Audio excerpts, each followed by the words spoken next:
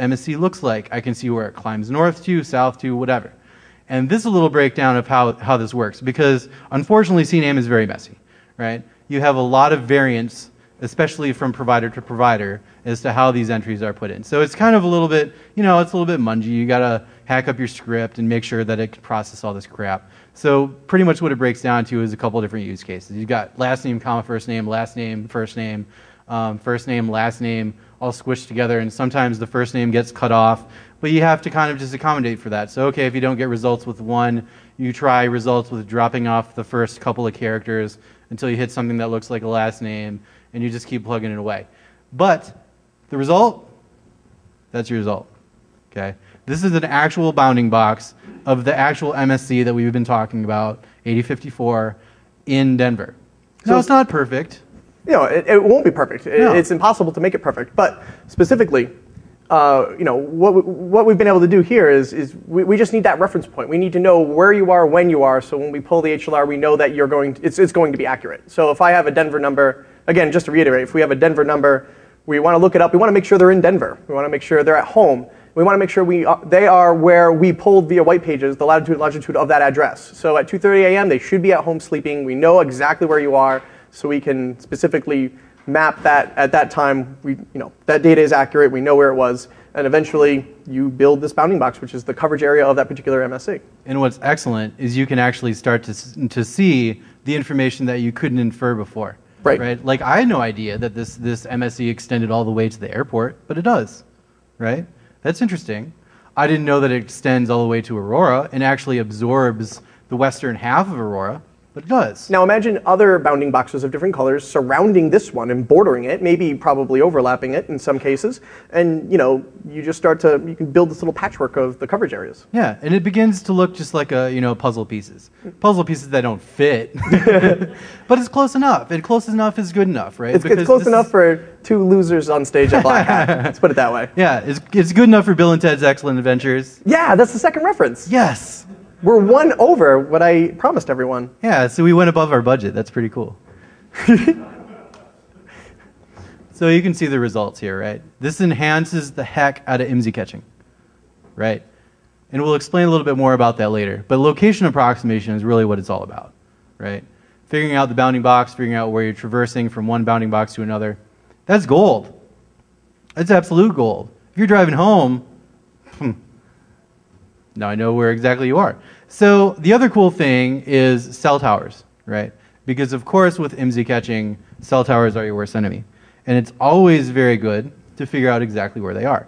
And we'll get into that a little bit more. And actually... Do we want to talk about that now real quick? Nah, well, how are we on time, guys? 15 or 10, whatever. We got 13 minutes? Yeah. Okay. Well, why don't we just go ahead and... Yeah, we'll cover the traffic. Yeah.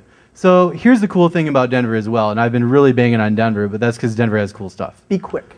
So here's the interesting thing right here.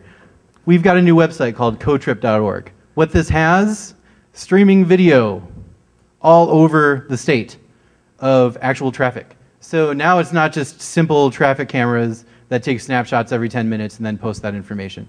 Now it's actual streaming video where I can see cars traveling by. And what's great is that they are kind enough to let you link to these directly, access these images directly. They're, putting all this information out for iPhone applications, all kinds of stuff. So they don't care if the information is out there. It's supposed to be out there. They want it out there. They're using it as a resource. They're doing, data mining with it to figure out traffic patterns. That's cool for them, better for us. Because now I have visualization, right? Now not only do I have bounding boxes, if I see you traveling from one bounding box to another, one MSC to another, at a specific rate, I know that you're probably on an interstate or on some other road or whatever. If I have a map, I can now approximate where you are within that map. And then I can watch you on cameras and try to figure out, oh, there's the same vehicle over and over and over. Okay, so now I know what you drive, right? Or I have a good idea because there are probably a handful of them all squished together on the interstate, right? But it's easy to track me because you'll just see my Ferrari going by on the camera. That's right, Megan. I got a Ferrari. Do you like Ferraris? I do.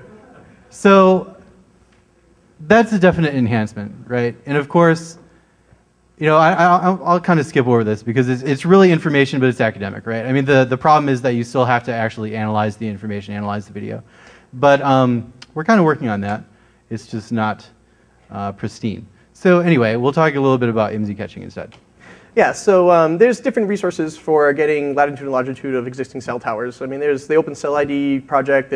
Google actually has a pretty complete listing of cell towers and their locations and the cell ID and the LAI and all that good stuff. And you can actually query it through Google and just get all that information. And why is that important? Because you can then basically overlay those towers, and specifically you can figure out what provider those towers belong to. So I say, okay, I've got the latitude and longitude for the tower, so I know the latitude, I know the actual coordinates of the bounding box of my MSC, and I want to ask Google or OpenCellID or some other way of getting that information what towers fall within that boundary and where. So we just plot those in that graphic, in that bounding box, so we know where they exist in that coverage area.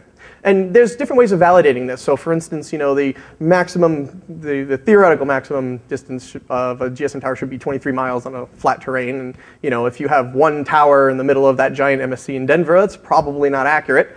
You know, if you have a bunch and it accurately covers it, okay, well, I think that's high confidence. So you know, it just allows an attacker to approximate which cell tower signal they'll be competing against. So if you know that a person is in Denver, you go to Denver, you got your IMSI catcher with you, you do other intelligence gathering on this person, you know that they're going to be at this particular cafe through some other, you know, again, through some other source, and you go there, you will be able to look up in relation to that location what other cell towers are around you, how far away they are.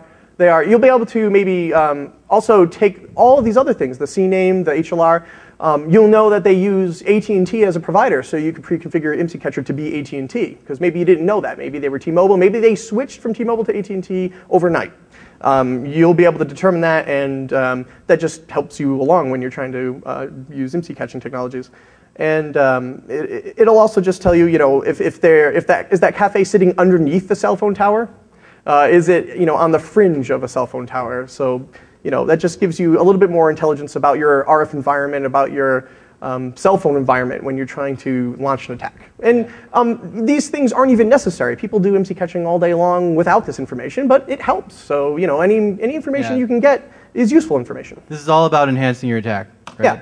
And as much information as you can possibly gather to make your attack as, you know, pristine as you can, that's what it's all about. And there are three, in my opinion, there are three main keys to IMSI catching, which is number one, knowing the provider, number two, knowing the IMSI you're actually targeting, and then the actual phone number for that individual that you're trying to target. And so everybody go to Chris Padgett's talk, DEF CON, because he'll be demonstrating an IMSI catcher there live, and I'm sure everybody's heard about that. Hopefully if he's not shut down, but cross our fingers, he will still be doing his talk. And also, what Don was saying about getting IMSIs, in the United States, via the HLR records that we can get, you don't get the IMSI of the person's phone number, but in the rest of the world, you can. So also, if you're launching IMSI catching attacks against somebody that's outside the United States, knowing their IMSI ahead of time helps. So that's some of the information you can get, but we really don't touch on this because this is kind of USA-centric. Oh, and very quickly, though, because we forgot to add a slide here, there is a provider that's out there claiming to sell the ability to reverse a phone number into an IMSI, right? For pretty much everybody. No, from an IMSI to a number. Or I'm sorry, from an IMSI to a number. So that's very important for an attacker.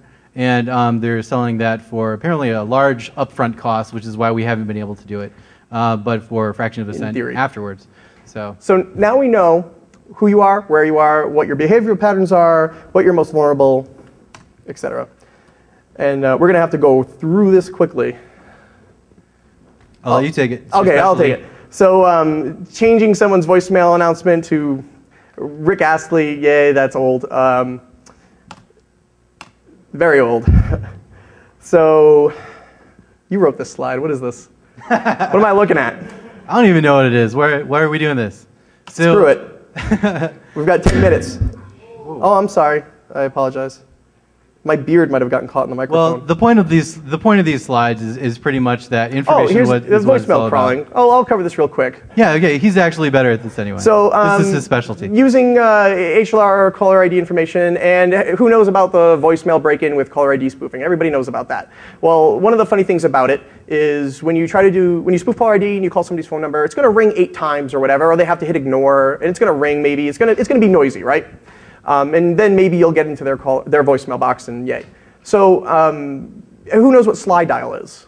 It's this free service online. You just call it. You enter in your friend's cell phone number. It kicks you directly into their voicemail without ringing their number. It might say, it might ring at half a ring or a little half vibrate, or it might just come up with missed call. But the technique they use to do this, nobody really knows, but one of the techniques is you can just create what's called a ring hunt group in asterisk, which will basically call your cell phone number, your car phone, who has a car phone still, and your office number, and your home number. It'll ring them all at once, and then the first person to pick up, everybody else gets dropped, right? It's just trying to find you. So what you do is you do a ring hunt group to the same number. So it makes 2 simultaneous phone calls to your cell phone number, and one of those is going to get kicked directly to voicemail, right? Everybody's had that experience. And the one that doesn't get picked up, which is the voice call, which was trying to ring the phone number, gets dropped immediately.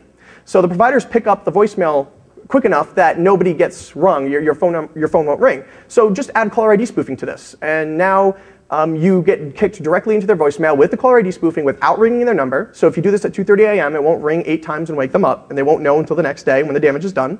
And with HLR, you can determine what provider the person has. So you know that these 2 providers are usually vulnerable to voicemail break-in, but these 2 aren't. So instead of attempting to do this attack on these 2 providers that aren't vulnerable and maybe failing and maybe giving it away or saying, hey, I shouldn't be getting a call from my voicemail. That's odd. I won't pick that up. Just to jump in real quick, I apologize to interrupt, but just very quickly, one of the important things to note is that for some of the providers that actually will block caller ID spoofing and dumping into voicemail, they will ring regardless if you try this slide dial attack. So it's actually very important that you can determine what provider they are using. So, real quick. So once you're in somebody's voicemail, you can start to dump the voicemails that are there, obviously, and you can dump the envelope information about that voicemail. So you can get the phone number of the person who left it. Well, then you repeat this attack again. So everything we just described on that person who left you that voicemail, and you say, oh, can I break into their voicemail too? Yeah, I can, okay. Well, you do this to everybody who left you a voicemail, and you do it to everybody who left them a voicemail, et cetera, using HLR to make sure that you're doing it against vulnerable people, and maximizing your success while minimizing your exposure. And what you end up is you end up crawling people's voicemails, getting the context of their voicemail, building social networks, because previously this attack, you just had phone numbers. Now we've got a name. Now we've got locations. So we're just adding lots and lots of context to this attack, and we're enhancing all of these original attacks, making them bigger and better and scarier. The best part is you can actually determine whether people are coworkers, whether people are related, right, whether people are married. It's very interesting information. So even if you don't actually listen to the voicemails, or if you listen to them and they seem completely benign, you can still make those associations. You know that particular MSCs correspond with work because they tend to be there during the day, but they tend to be in a different location at night. So those individuals that are in the same location at night, they are probably either related, living in the same area, and have a more friendship-oriented relationship. But over time, you can ascertain what these particular relationships are, and that's what this is all about. The social information is key here. And so we skipped a bunch of stuff, but it was mostly just VoIP tricks that are enhanced by some of these techniques. And we really wanted to focus on the techniques more so than these other stupid tricks. So since we're running out of time, I really did want to cover mitigations and defenses. And there's lots of stuff here. We didn't fit it all into some slides, but switch to a more secure provider. CDMA is just security through obscurity at this point because if Karsten and all of his friends moved to America and started putting their attention on CDMA, it would fall in like 3 weeks. So since CDMA pretty much exists nowhere